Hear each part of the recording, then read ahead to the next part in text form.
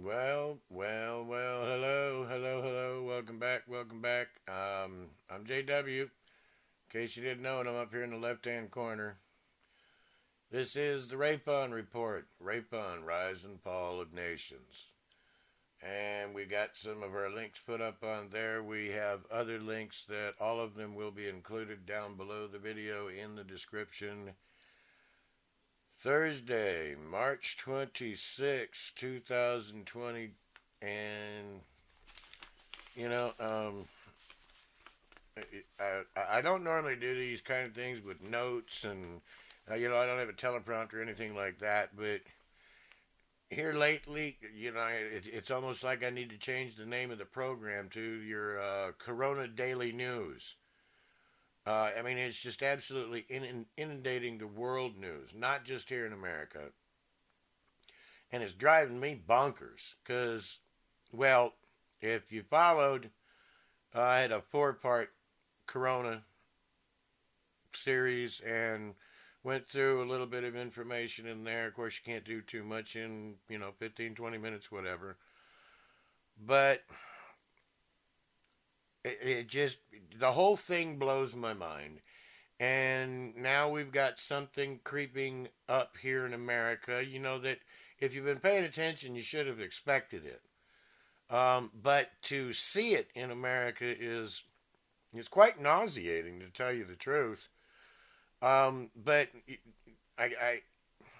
you get so confused on this stuff because there's so much information coming from so many sources, and then we have to be able to try to filter through the fake news, what's been put together real slyly to try to, throw you off the trail.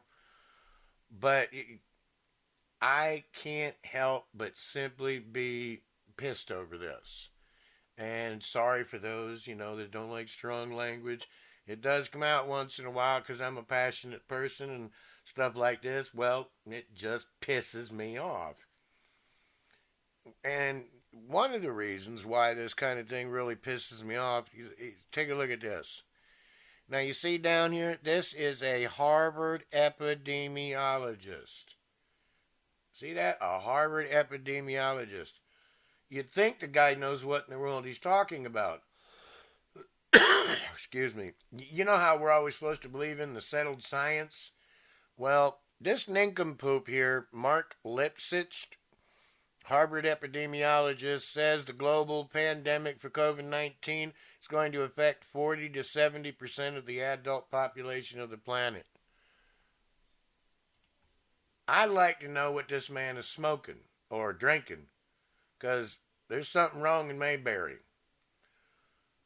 And I saw a couple of articles recently. One was a top health administration official in New Jersey said that everybody's going to get it. She was just waiting her turn. But yeah, she said everybody's going to get it. Then we had another one, a top health official for the state of Ohio. I think this was just a little bit over a week ago, and the governor was right there by her side. And they were touting that they had 100,000 cases in the state of Ohio. Well, she kind of got caught on that one. And so she had to backtrack a little bit, and she said, well, I hope everybody was understanding I was just guesstimating. Well, that's not the way she presented it. She presented it as fact. But what are the facts? Well, here's one of the websites that I've been using to keep track of this coronavirus as best as we can. There's a lot of different websites out there that you can use. This is just one that I use. And if you don't like it, well, whatever. But here's the cold, hard truth. Not the fear-mongering tactics that the media is throwing at you. I saw another one today, teaching and spreading the lie. Excuse me. Teaching and spreading the lie that this thing has a 15% mortality death rate. No, it doesn't. It doesn't have a 15% mortality rate anywhere on the planet. Your worst case scenario right now is Italy, and they're running about 10% fatality. But there's a lot of factors that need to be taken into consideration to understand the comparison to a place like the United States, where we have 5 times the population of Italy. Well, we don't have 5 times the cases. We don't have 5 times the deaths. We're barely over 1,000 deaths here, and Italy is now at 7,503. So you can see there's a great big contrast in there. One of the reasons for that contrast is, of course, the age population in Italy. I believe there is the second highest rate or second highest country in the world as far as having senior citizens. And of course, senior citizens have other health issues typically. But again, just using the United States as a model here, we have tens of millions of cases of the flu right now. Right now in America, tens of millions of cases of the flu. And we've lost tens of thousands of people this year to the flu, just here in America. Tens of thousands.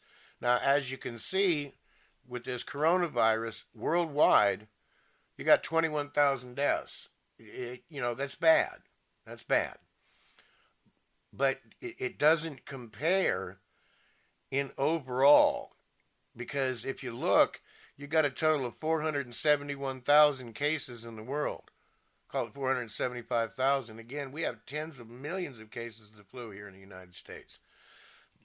Another weird thing I saw done today as a tactic of the fear-mongering behind this is somebody was using this recovered number right here. They were saying, oh, but look, there's 470,000 infected and only 114,000 have recovered. So that means 3/4 of them, yes, they're recovering. The overwhelming majority, all over the planet, recover. How so much? Let's look at some real numbers here, because if you have 21,000 deaths and 471,000 cases, that's, what did I figure it out? 4.5%. That's 4.5% mortality or death rate, which means you have a 95.5% survival rate. But the fear-mongering media is using that 4.5%, and they're blowing it up. Again, I see it all the time on various news media where they're saying the global rate is 9%, the global rate is 12%. Again, I saw somebody else doing it at 15%. And this kind of nonsense, to me, it's criminal. It's absolutely criminal what they're doing to people around the globe. This lockdown, all this quarantine. You know what? Just practice good hygiene. Practice good social distancing when you're out and about, But this has just gone too far. And as we saw kind of evidently over in Italy, there were, of course, some stories coming out that elderly were being denied care simply because they were elderly. And there have been numerous websites that have come out and said, whoa, no, that's not true, that's not true. But, come on, give me a break. They're absolutely overrun if you watch their media. They're absolutely overrun over there in their hospitals. And again, as I noted in the previous series that I did on this, well, the United States has 5 times as many hospitals. Not to mention we have medical centers everywhere.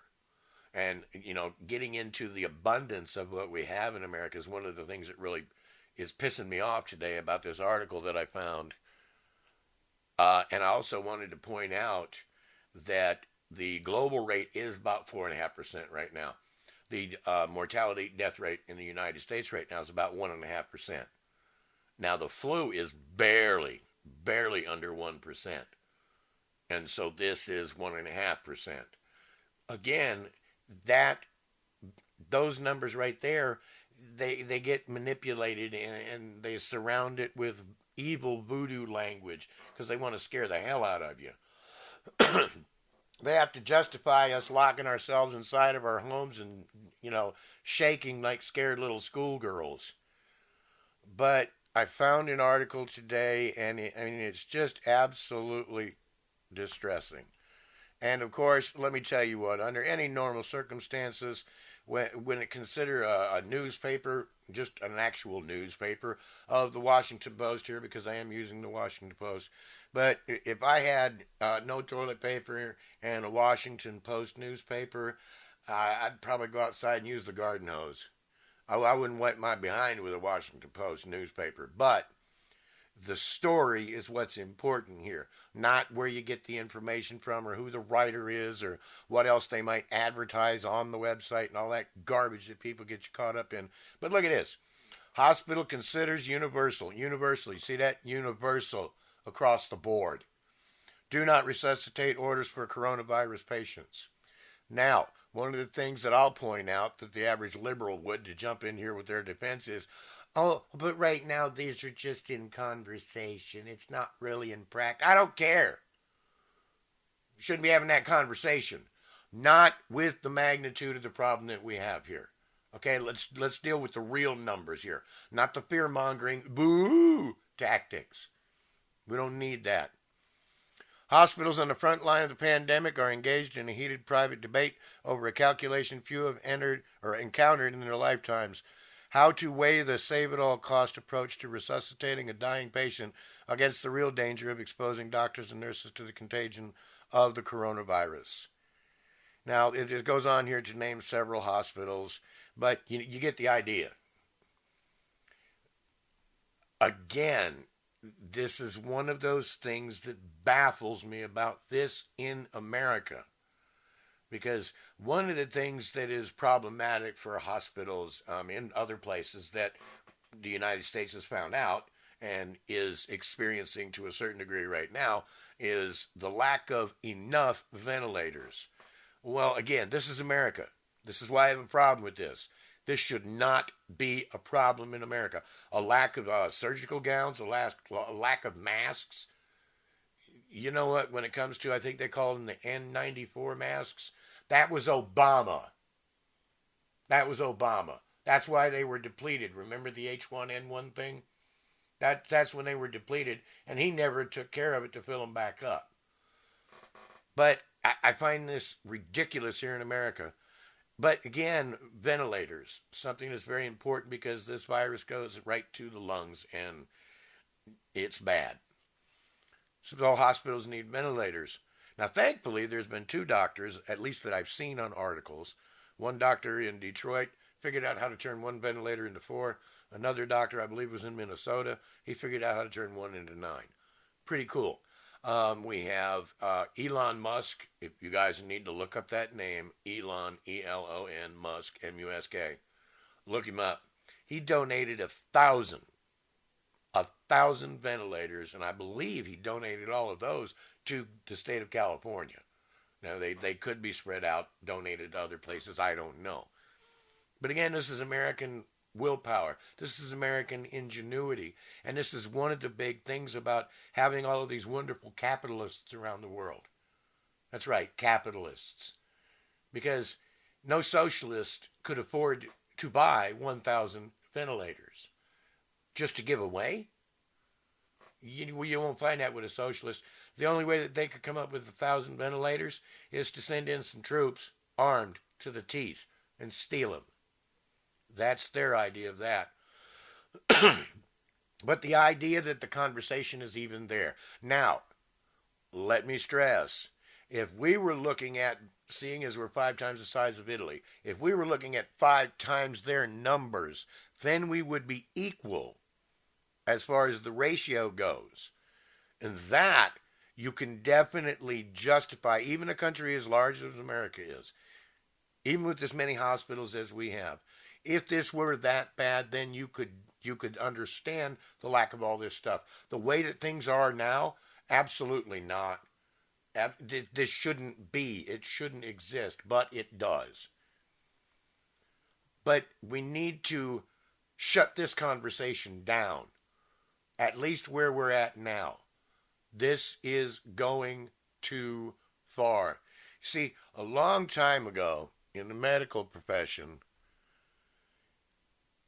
healthcare professionals used to take something that was called a Hippocratic Oath. Now, as far as I understand the story, correct me if I'm wrong. It was named in honor of this guy here, Hippocrates. And as I understand it, here we go. It says, look at that, 4th century BC. 4th century BC. He was a great physician of the age of, what is that, Pericles, classical Greek, who is considered one of the most outstanding figures in the history of medicine. So they create this, what they called, excuse me here, I'm still learning how to use all of this equipment together. The Hippocratic Oath. Now, you can look that up and, judge yourself on it. When you get into the actual text, of course, it needs to be looked at because it says, I swear by Apollo, physician, and by Alcipius, by Hygeia and Panacea. Well, you're not going to swear by them gods today unless maybe you will. Some people do, probably. But this is the entire text of it. But at the heart of it, what it is do no harm. Do no harm. You're in the healthcare field. This is the last thing you should do. Harm. With maliciousness. With intent. That shouldn't exist. But, again, this was something that, as I understand it in history, this was generally accepted to be an oath that healthcare professionals took to engage in their service. And from what I understand today, it's make it up as you go. And a lot of, from what I understand, millennial doctors, I think they said like age 34 and under, something like that. Well, they don't want to be bound by things like this. And that just goes along with what's going on here in America in so many things. History is being rewritten all over again. I just don't get it. Like I said, when I show you the numbers, when I show you the actual and factual numbers, and if you want to break it down here in the United States, well, you got 1,032 deaths by over 68,000 cases. Again, that's 1.5%. We should not be stretched this thin on healthcare supplies, on healthcare professionals. It shouldn't exist with the numbers that we have. But people need to get off the fear bandwagon. Again, this is America. Now, you might not think so much about America, and you may have your reasons, but, somebody like me, I'm going to say it, just an old cliche, it's the best thing since sliced bread. America's the best country there is in the world. We're the most advanced in so many things. We have so much talent that wants to come here and help us grow. But when we're faced with something like this, that is, again, let me stress, people are suffering. The virus is real, and people are dying. I'm not ignorant of any of that, and I'm not denying any of that. However, we're being played on a grand scale. There's a whole lot going on in the back scenes. Some of it we'll learn after, when things start to get back to normal. There'll be people years from now that are going to be finding out things that were done behind the scenes while all this was going on. But again, the numbers don't warrant shortages. Excuse me. At least the critical shortages that they're talking about. The numbers don't warrant it. They're just not there. Again, this is America. We have, like I said, Elon Musk donating 1,000 of these. We have small businesses that have retrofitted to making more of the surgical masks, the gowns, etc., that the health professionals need. We had Bayer Aspirin donated like 3 million of those tablets that they're using for some kind of a cure. Israel donated another 10 million. Again, this is America. We can do our best in situations like this because people come together. People come together, and we're proving it again to the world right now. And I'm not slighting any other country, but I'm not in any other country, so I can't speak for them. So again, we need to stop this conversation. We need to stop this conversation about not providing resuscitation to people under this COVID-19. I won't call it a fake virus, but man, we're being played. Look, it just there's so much, and like I said, I'm almost half tempted to call this the Corona Daily News. But again, this is JW. This is the R.A.F.O.N report. As you can see, some of our links up there. We've got more underneath. Again, if you want to help your brother out here, you can throw me a few bucks on PayPal. We're going to get through this. We're going to get through this, and I honestly believe by the time we're at the election, everything is going to be skyrocketing back beyond what it was before. So take heart. Watch out for yourself. Wash your hands. Stop touching your face. Stop touching somebody else's face. But just know, don't believe the fear media. This is not going to be here for 6, 8, 12 months. It's not going to happen. Again, if you got to like what you're hearing, what you're seeing here, don't forget to like, share, subscribe, hit the notification bell, and we will see you next time. God bless you.